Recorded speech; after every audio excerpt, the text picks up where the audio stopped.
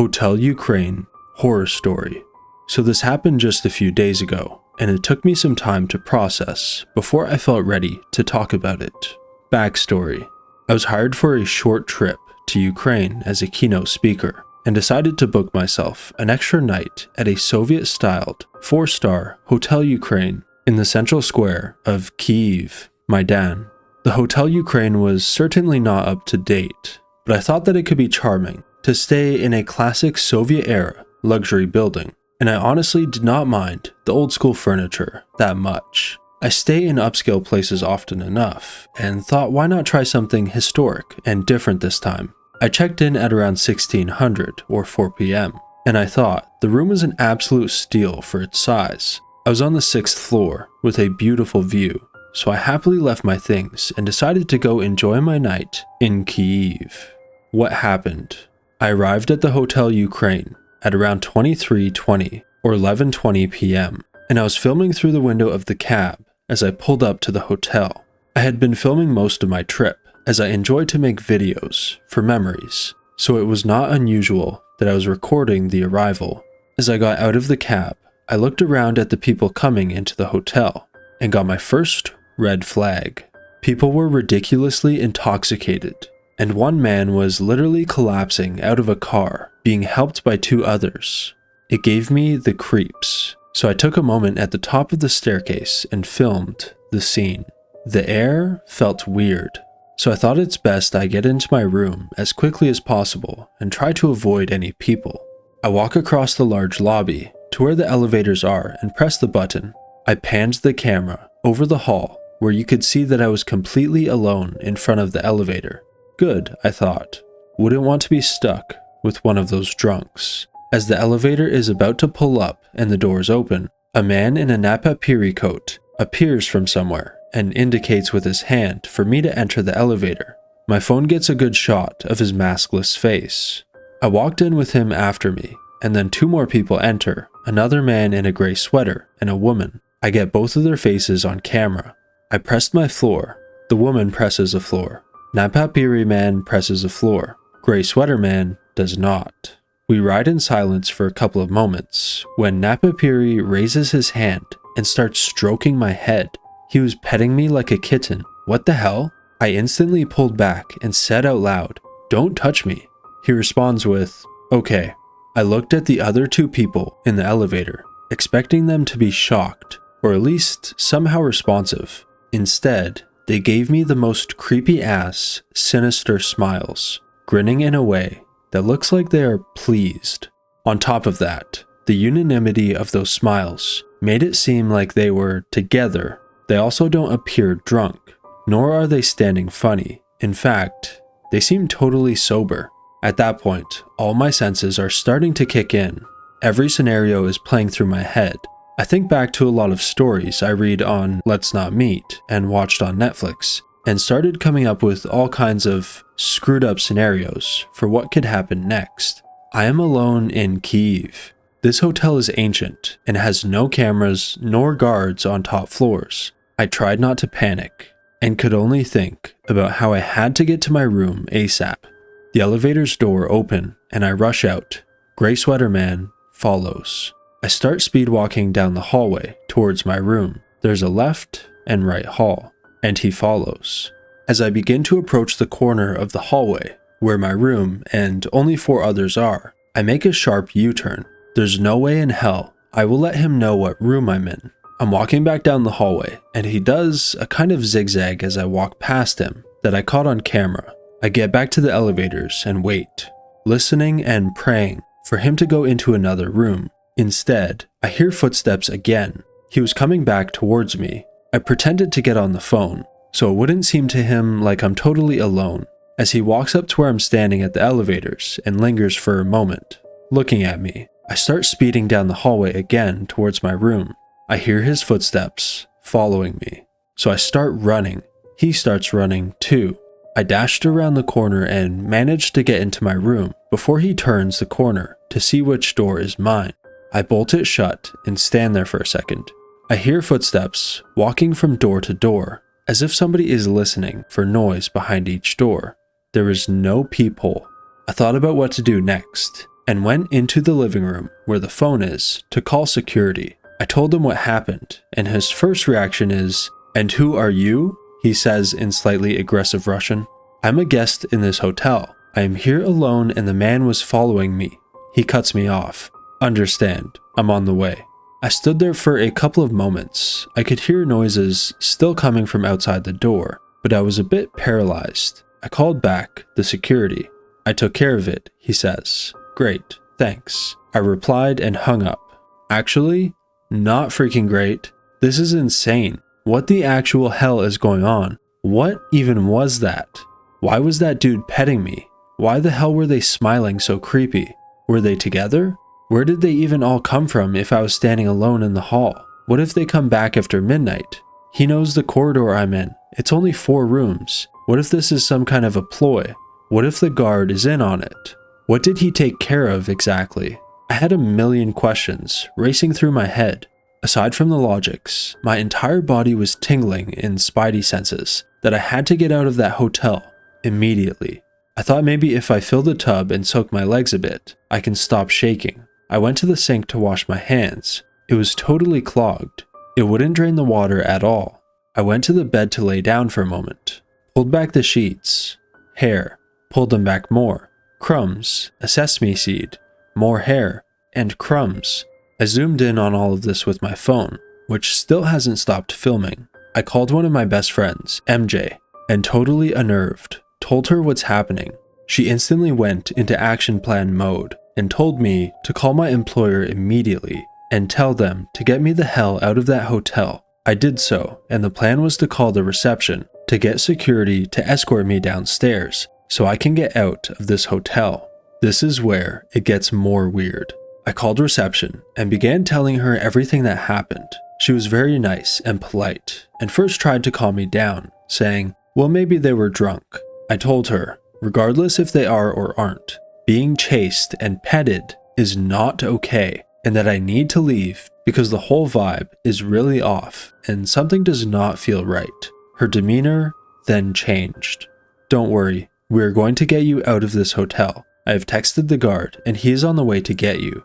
You will be safe, waiting with me." Like a 911 operator, she proceeds to walk me through a protocol. The security will be there in around 5 minutes. He will knock X amount of times. Do not open the door unless you hear this knock. "Okay," I reply. "Let me check with the security and I'll call you right back," she says. Couple minutes of anxiety attacks go by and the phone rings again. Security is on his way. He told me that you called him before and told him what happened. He told me he checked your floor and found the men you are talking about. I paused. Men? As in plural? You are telling me the guard found multiple men on my floor? I asked. Yes, he found them. They were just confused about what floor was theirs. He escorted them personally back into their rooms, she replied. I'm sorry, I said, but I have a hard time believing that they were confused about their floor.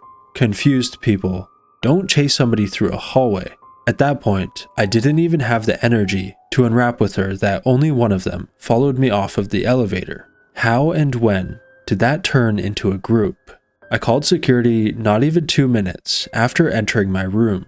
As I'm on the phone with her, I hear the code knock that security is there. I run to open the door. His entire attitude at first is to play everything down, tell me that they were just drunk and confused, and I shouldn't take it personally. I asked him about the petting in the elevator and chasing, and told him I recorded everything on camera. He falls quiet. The rest of the way to the reception, he spends telling me not to worry and that I'm almost out of the hotel. I arrive at reception. Masha? I exclaimed to the woman. Yes, don't worry. You are safe with me here now, are her first words, as her eyes dart at the security guard. That was super weird, I thought. We're going to call your taxi and get you out of this hotel right now. She continues. At this point, it's really dawning on me that this is not her first rodeo. I thought back to the phone call in the room and how quickly she snapped into protocol and how flawless it went.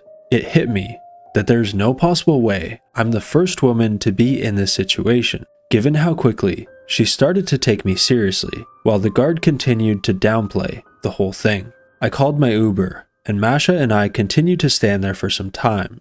"You know, you should never have booked this hotel," she says to me. People kept saying this to me all day, that it was old school and Soviet style, but I thought it can have a charm as it's on the main square and has an amazing view, I reply. "Yes, I can understand that, but this hotel, Hotel Ukraine, it is not a place for a girl like you," she says. "What do you mean?" "It's just..." Her eyes fall to the floor, and she looks at her feet, nervously. "This hotel has strange people, and I'm so sorry that you experienced this. Sadly, I can't control them."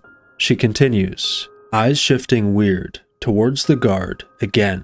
Well, crap, I don't even want to start analyzing what that means. Then she offers me a bottle of water. She brings out a full glass and places the bottle on the desk. And once I take 2 big sips of the lukewarm water, I realized that the bottle is still sealed. Well, double crap. Last thing I need now is to be drugged. I swear, when I tell you that in moments like this, every sense of security and safety is out the door. My car finally arrives. I run out of the hotel, not looking back even a split second. I already arranged the new hotel while in the room earlier, so I had a safe place to head. It's been a few days now since everything happened, and I decided to proceed with filing a police report. I also requested a refund for that night via my travel agency, who know about the whole situation. They received a reply from the Hotel Ukraine denying any of this happened. On top of that, they say that they have no receptionist by the name Masha. They refuse the entire story. Unfortunately for them, I have everything filmed on my iPhone, including Masha's name tag. I'm still pretty shaken up, but I'm sure as hell not letting them gaslight me, especially given I filmed everything. Today I sent them an email detailing the whole thing and my next steps, asking them kindly to not make it more complicated and issue my refund. I think shady things go on in this hotel, and I got lucky. Solo female travelers, do not book Hotel Ukraine. Before we get into the next story, I just want to say thank you to all of our recent subscribers. If you enjoy listening to these kinds of stories, make sure to subscribe. On to the next story. I woke up to a hooded figure standing over me. This occurred in 2017 and is 100% true.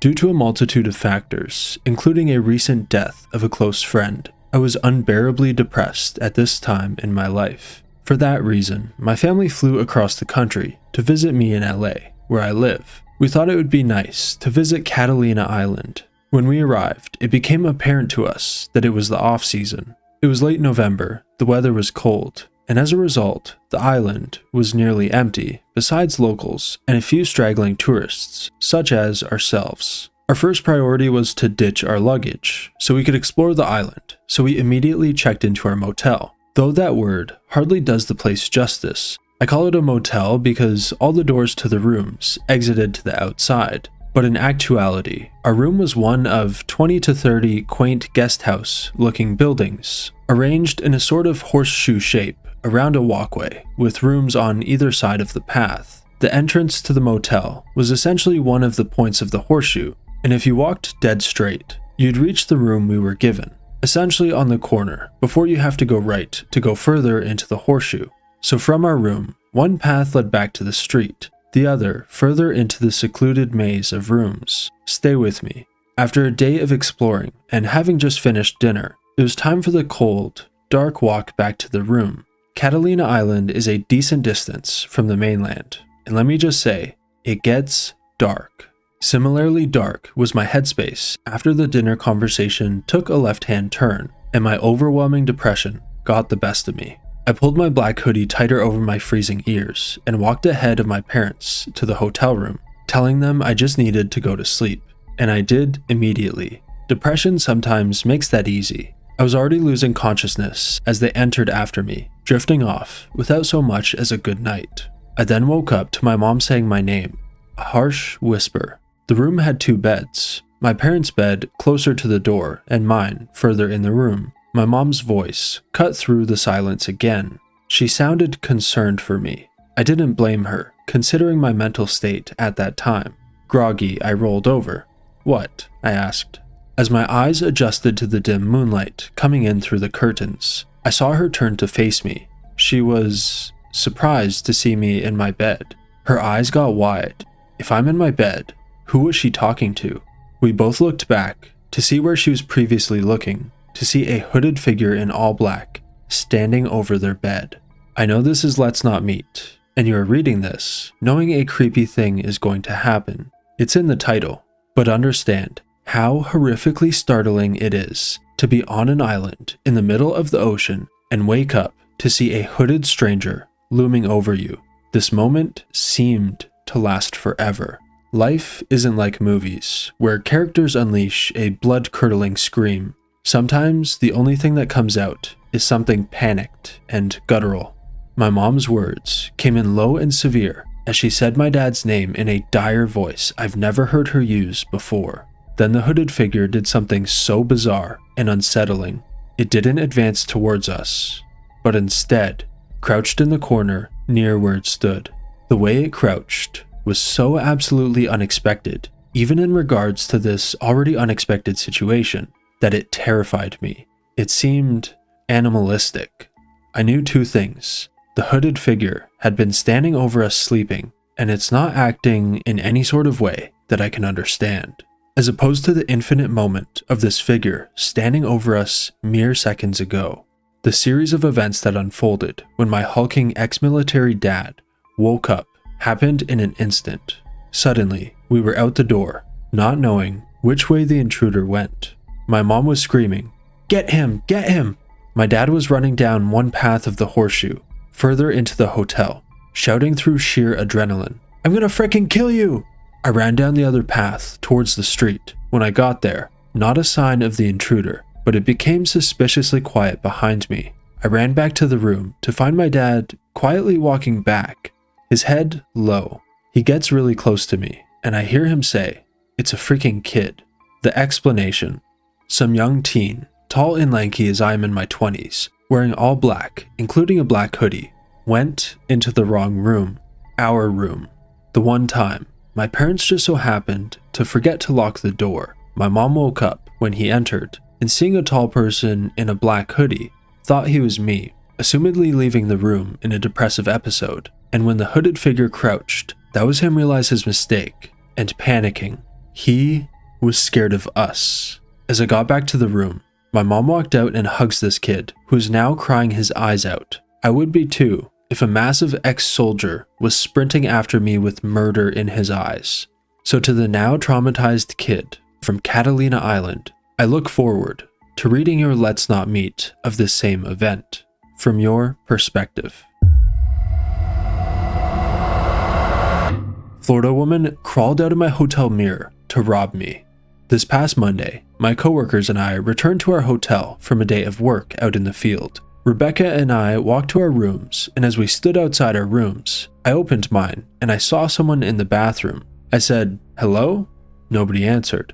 My first instinct was that it was a cleaning lady in there for some reason, and then I saw my bag with my clothes in her hands. I said to my coworker, "There's a woman in my room."